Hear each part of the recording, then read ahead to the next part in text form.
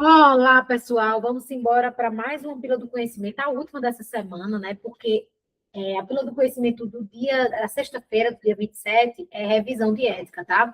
No seguindo planner aí, nós vamos para nossa última aula da nossa semana. E eu vou começar aqui com vocês, conversando, e aí eu já vou sintonizar primeiro, tá? Nós estamos hoje gravando esta aula aqui, ó. Cadê? Deixa eu subir. Estamos gravando hoje.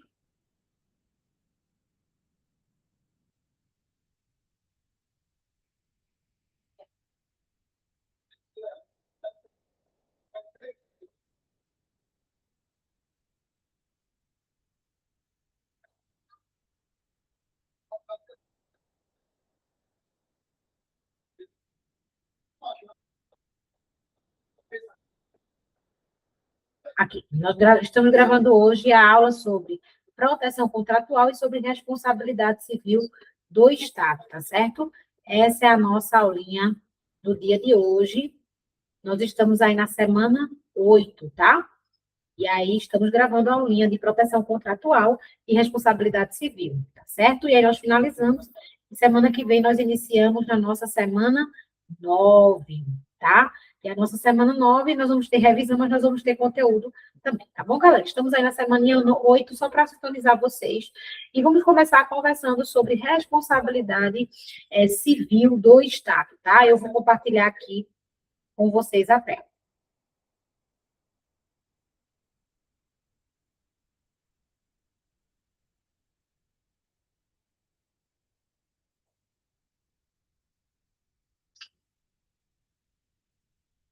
Vamos lá, vamos embora. Vou colocar agora para vocês a tela, responsabilidade civil do Estado é o nosso conteúdo, né? Vamos iniciar por ele. E aí, vamos primeiro começar compreendendo como acontece, né? E o que é a responsabilidade civil do Estado. Gente, nós já estudamos, né? Responsabilidade civil lá no direito civil. E vocês viram que responsabilidade civil nada mais é do que o dever de indenizar por danos, tá? Então, se eu pratico, né?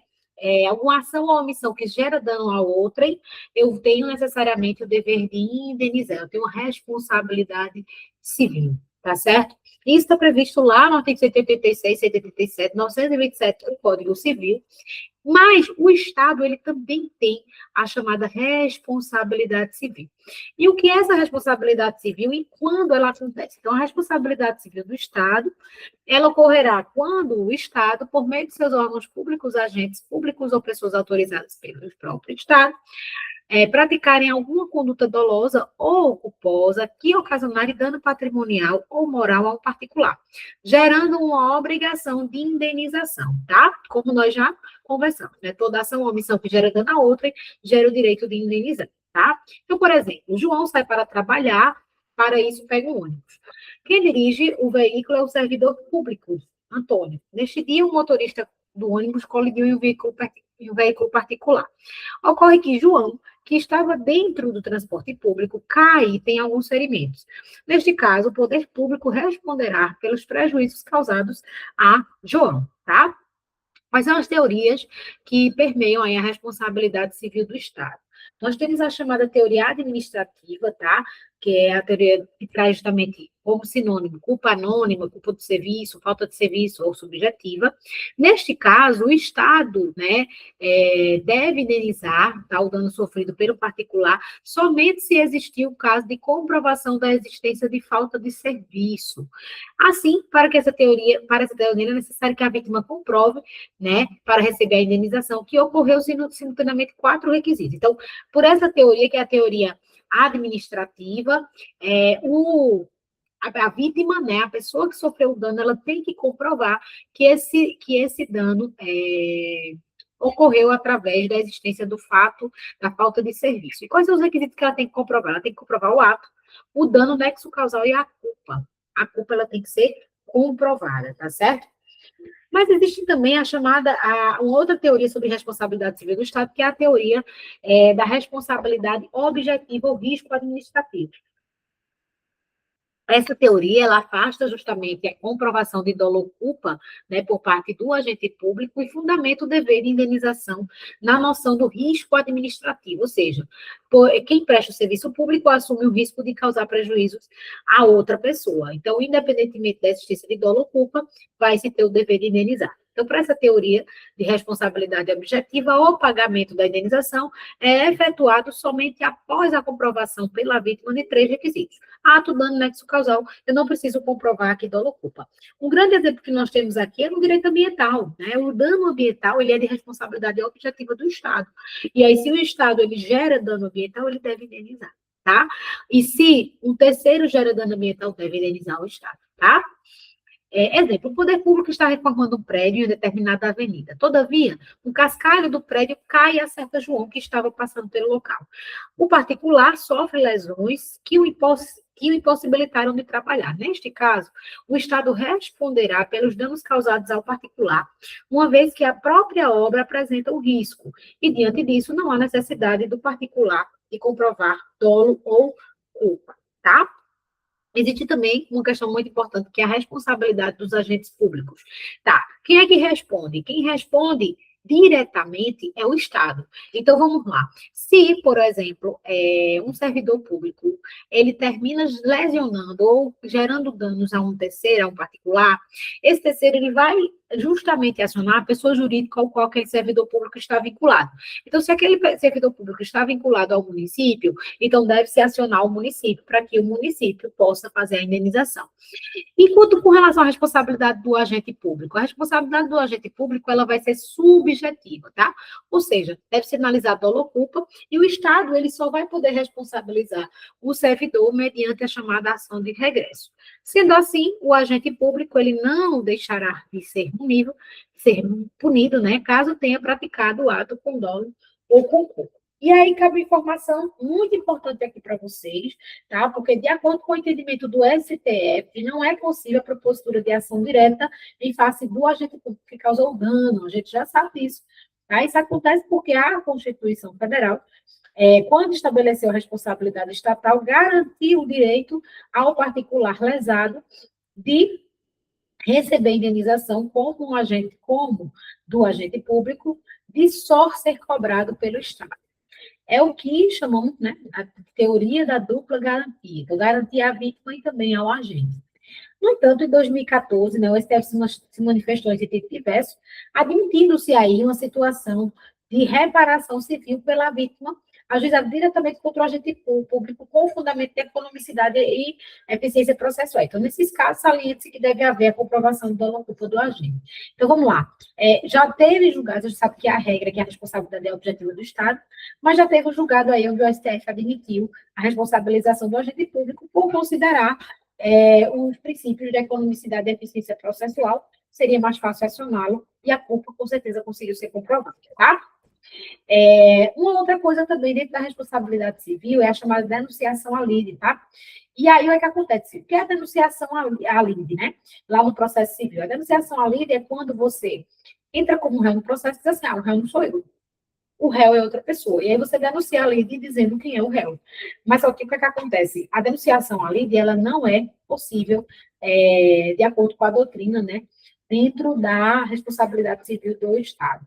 No entanto, o STJ, ele entende que muitas vezes essa atitude, né, de não poder denunciar a lide, ela é benéfica ao poder público, que em um só momento só resolve duas questões, né? Pagar a vítima e, no mesmo processo, receber dos servidores os prejuízos. Então, representa, na verdade, uma celeridade processual. Se houver denunciação ali, então eu vou chamar lá o servidorzinho que causou o dano também. Então, chamando o servidorzinho que causou o dano, eu vou ter a responsabilidade objetiva de pagar, mas eu vou poder cobrar nos mesmos autos de processo do servidor, tá? Questãozinha sobre isso para vocês. Um agente público, né, do município de Belo Horizonte, no exercício de suas atribuições, praticou ato ilícito que ocasionou danos a terceiros. No âmbito da responsabilidade civil da administração pública, na forma prevista da Constituição de 88, assinale a alternativa correta. Deixa eu ver se está gravando aqui direitinho.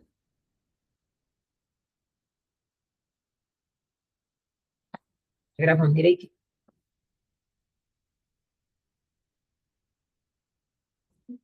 Assinar a alternativa correta. Apenas o município responde subjetivamente, mediante a demonstração de dolo ou culpa do agente. Letra B.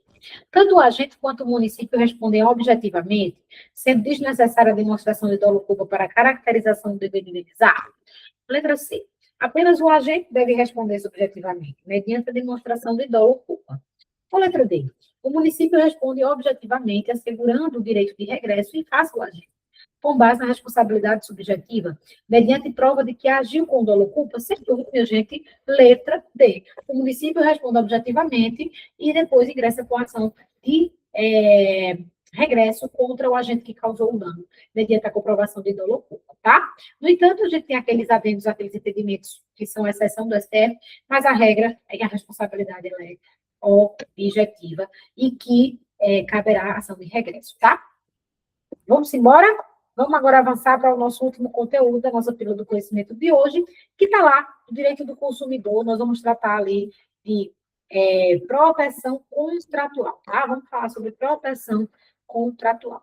Vamos embora.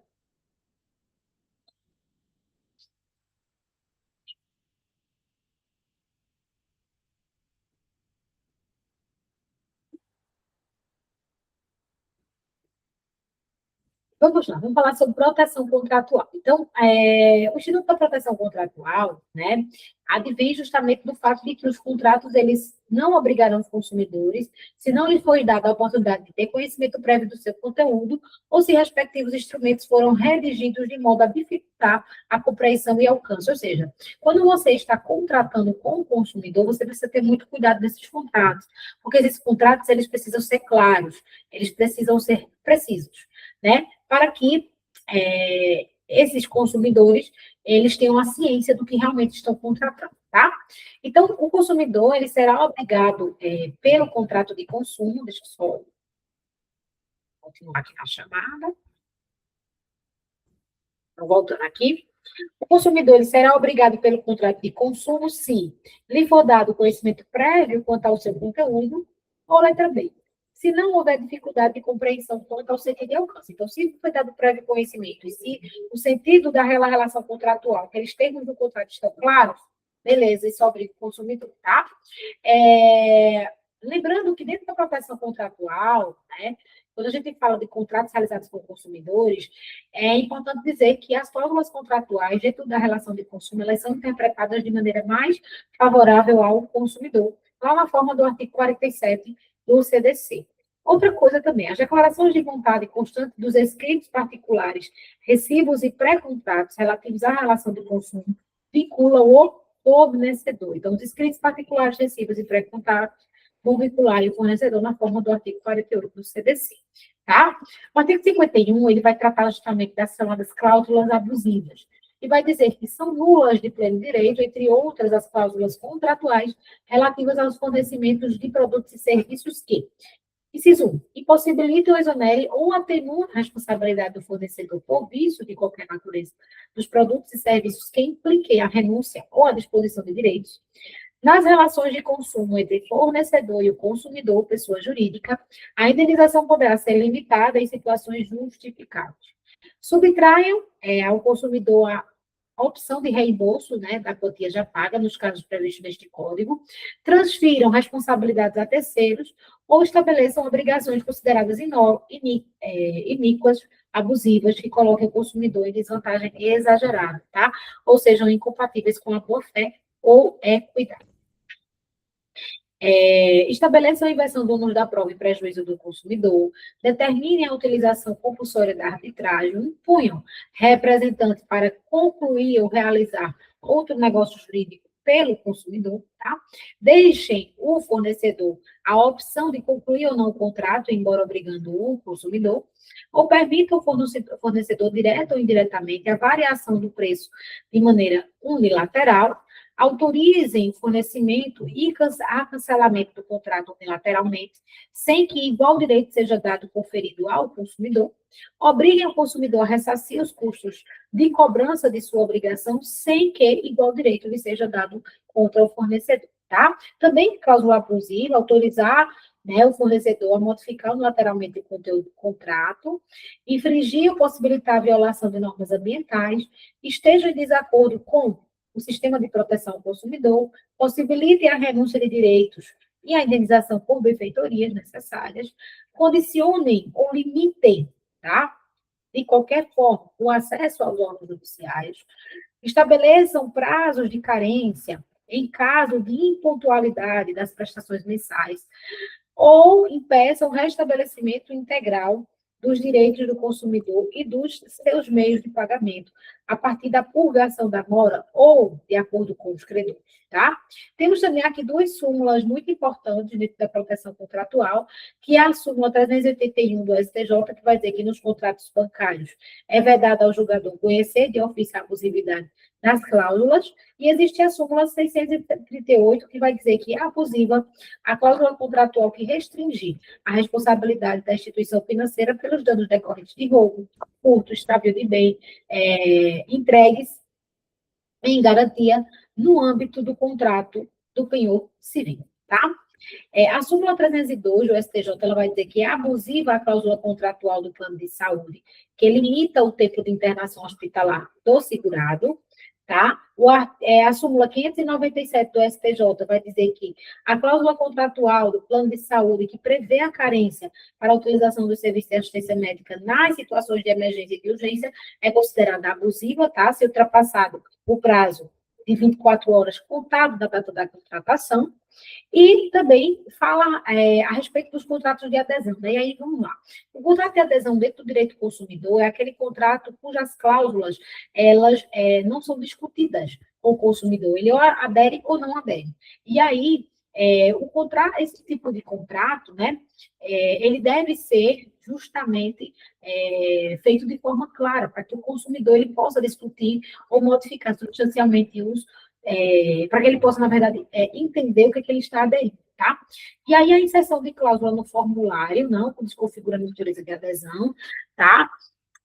Lembrando que essas cláusulas, elas devem ser interpretadas de forma mais favorável ao consumidor, tá? O contrato de adesão escritos, eles serão redigidos em termos claros e com caracteres ostensivos ou legíveis, tá? Cujo tamanho da fonte não seja inferior ao corpo 12, de modo a facilitar a sua compreensão pelo consumidor. As cláusulas que implicarem na limitação do direito do consumidor deverão ser redigidas em destaque, permitindo a imediata e fácil compreensão, tá? Dentro da garantia contratual complementar, né? A garantia contratual é complementar à garantia legal, tá? E será conferido mediante escrito nos contratos realizados com o consumidor. E o artigo 50, parágrafo único, ele vai dizer que o termo de garantia ou equivalente deve ser padronizado e esclarecer de maneira adequada em que consiste a mesma garantia, bem como a formar o prazo e o lugar em que pode ser exercitado, e o ônus a cargo do consumidor, devendo ser entregue devidamente preenchido pelo fornecedor, no ato do fornecimento, acompanhando o manual de instruções de instalação e de uso do produto em linguagem didática com ilustrações. O artigo 54A, parágrafo 1º do CDC, ele vai dizer que entende-se por superendividamento, e a gente já conversou sobre superendividamento também, a impossibilidade manifesta do consumidor, pessoa natural, de boa-fé, pagar a totalidade das suas dívidas, né, exigíveis e vincendas, sem comprometer o seu mínimo existencial, certo? E aí, nesse caso, para se aplicar a lei do superendividamento, né, a pessoa deve ser natural, tá? Deve ter boa fé, deve ter impossibilidade manifesta de pagar as suas dívidas, as dívidas devem ser exigíveis e vincendas, e deve haver aí um comprometimento no mínimo, não deve haver aí um comprometimento do mínimo existencial, tá? Agora, não vai se aplicar o superendividamento se tiver fraude, má-fé, contratos celebrados dolosamente, visando não pagamento, ou que decorram da aquisição ou contratação de produtos de luxo, tá? Com relação aos créditos e venda a prazo, o artigo 54b do CDC vai dizer que no fornecimento de créditos na venda a prazo, além das informações obrigatórias previstas no artigo 52 deste Código e na legislação aplicável à matéria, o fornecedor ou intermediário deverá informar o consumidor previamente adequadamente o momento em que a oferta sobre o custo efetivo total e a descrição dos elementos que compõem, a taxa efetiva mensal de juros, bem como a taxa de juros de mora e o total de encargos de qualquer natureza previstos para o atraso no pagamento, certo? Com relação a créditos e venda a prazo, súmulas relevantes com relação a isso. Então, vamos lá. O montante de prestações a prazo e o prazo de validade da oferta, que deve ser no mínimo de 2 dias, o nome e o endereço, tá? Inclusive aí o eletrônico do fornecedor, o direito do consumidor à liquidação antecipada e não onerosa do débito, e as informações referidas no artigo 52, parágrafo 2º, e no caput deste artigo, devem constar de forma clara e resumida do próprio contrato, da fatura ou do instrumento apartado de fácil acesso ao consumidor. Tá? O artigo 54D, ele vai falar para a gente assim. Só um minutinho, minha gente.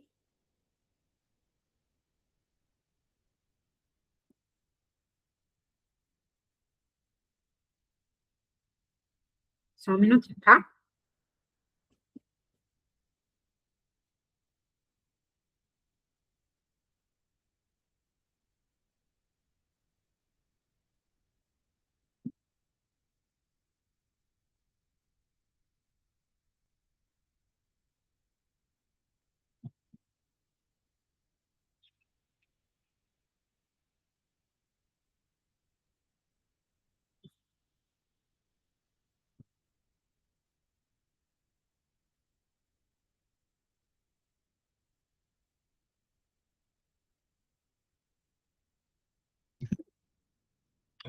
E aí, o artigo 54D, tá? Ele vai dizer que, na oferta de crédito, previamente à contratação, o fornecedor ou intermediário, tá? Só um minutinho, gente, que acho que tá. A bateria tá acabando aqui, tá?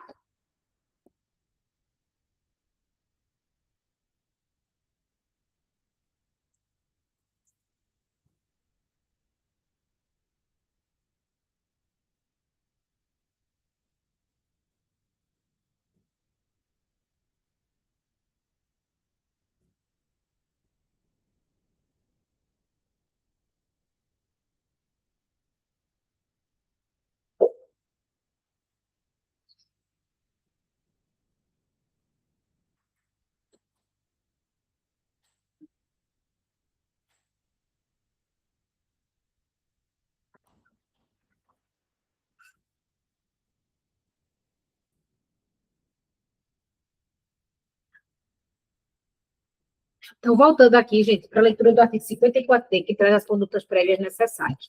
Então, na oferta de crédito previamente à contratação, o fornecedor ou intermediário deverá, entre outras condutas, informar e esclarecer adequadamente ao consumidor, considerada a sua idade, sobre a natureza e a modalidade de crédito oferecido, sobre todos os custos incidentes, observado o disposto do artigo 52 e artigo 54 deste Código, e sobre as consequências genéricas e específicas do inadimplemento. Avaliar de forma responsável as condições de crédito do consumidor, mediante análise das informações disponíveis em bancos, em dados de proteção ao crédito, observado o disposto neste artigo, neste código e na legislação sobre proteção de dados, ou informar a identidade do agente financiador e a entrega ao consumidor, ao garante, tá? E a outros co-obrigados, cópia do contrato de crédito.